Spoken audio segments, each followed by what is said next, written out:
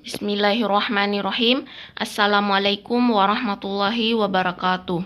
Nama saya Maghfiratur Rahma dengan NIM 20700118068, Pendidikan Matematika kelas B, UIN Alauddin Makassar angkatan 2018.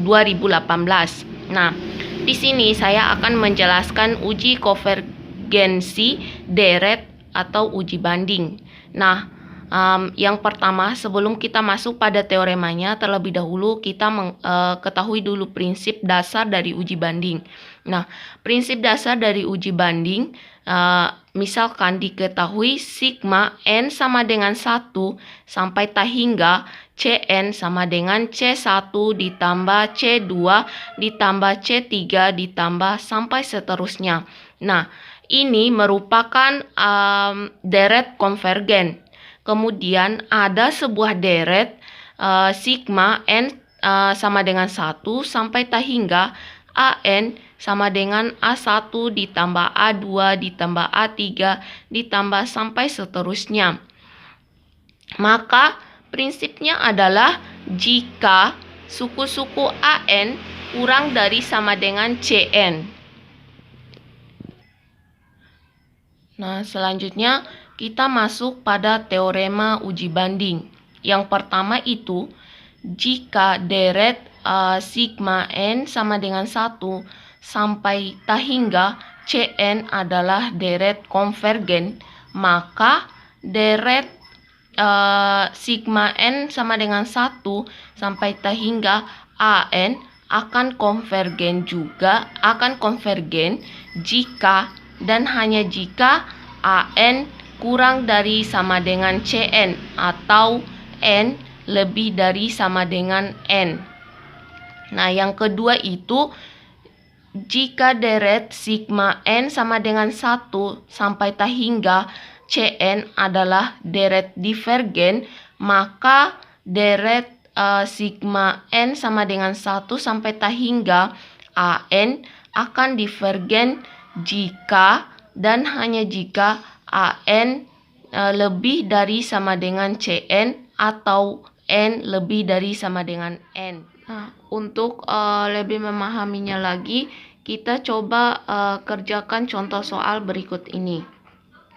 Nah, contoh soalnya yaitu ujilah konvergen deret sigma N sama dengan 1 sampai hingga 1 per N faktorial. Sebagai deret pembanding, kita pilih deret yang telah diketahui konvergennya, yaitu deret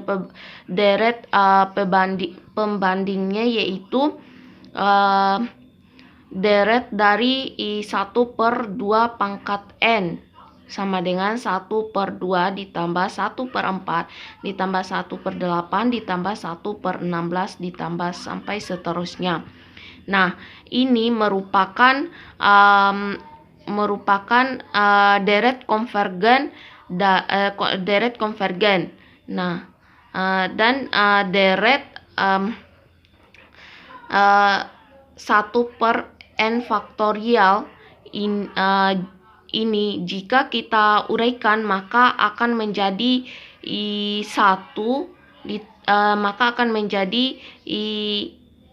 sigma N sama dengan 1 sampai hingga 1 per N faktorial sama dengan 1 ditambah 1 per 2 ditambah 1 per 6 ditambah 1 per 24 ditambah sampai seterusnya. Nah, kemudian kita bandingkan dengan deret yang sudah diketahui konvergennya, yaitu sigma N sama dengan 1 sampai hingga 1 per 2 pangkat N sama dengan 1 per 2 ditambah 1 per 4 ditambah 1 per 8 tambah 1 per 16 ditambah sampai seterusnya. Nah, kemudian kita cek suku demi sukunya dari deret 1 per N faktorial sama 1 per 2 pangkat N ini. Nah, suku pertama sama untuk suku pertamanya sama dengan suku yang di deret konvergennya, yaitu ini 1/2 ini. Dan untuk suku keduanya juga sama, ini 1/6 dan 1/4, suku ketiganya juga, dan seterusnya. Nah, untuk AN lebih besar, kurang dari sama dengan MN, seluruh suku AN lebih kecil atau sama dengan suku MN, maka deret tersebut disebut dengan deret konvergen. Sekian yang dapat saya sampaikan. Lebih dan kurangnya saya mohon maaf. Wabillahi taufiq wal hidayah. Wassalamualaikum warahmatullahi wabarakatuh.